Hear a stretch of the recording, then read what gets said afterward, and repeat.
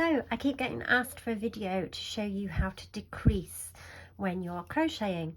So when you're making a little basket like this or the head of an animal, increasing is quite straightforward. You just do 2 stitches into the same stitch. So that's 1 double crochet, 2 double crochet into the same stitch, and we know that that's going to increase the stitches as we go around. But how do we do decreasing?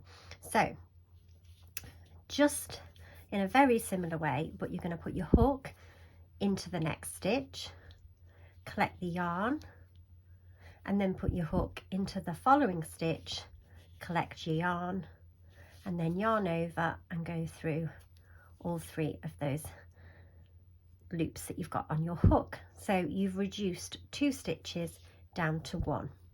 So that's just 1 on its own, 1 on its own, and then if we decrease, we go in, collect the yarn, into the next one, collect the yarn, yarn over, and bring it through all 3. And some of you will say, but that was left-handed. Okay, so I'm going to show you right-handed. Excuse me while I turn it round. So just the same process, just pull that back.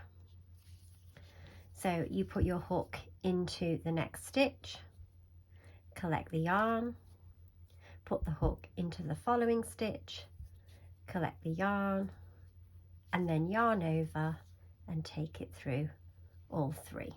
And you've reduced 2 stitches to 1. I hope that helps.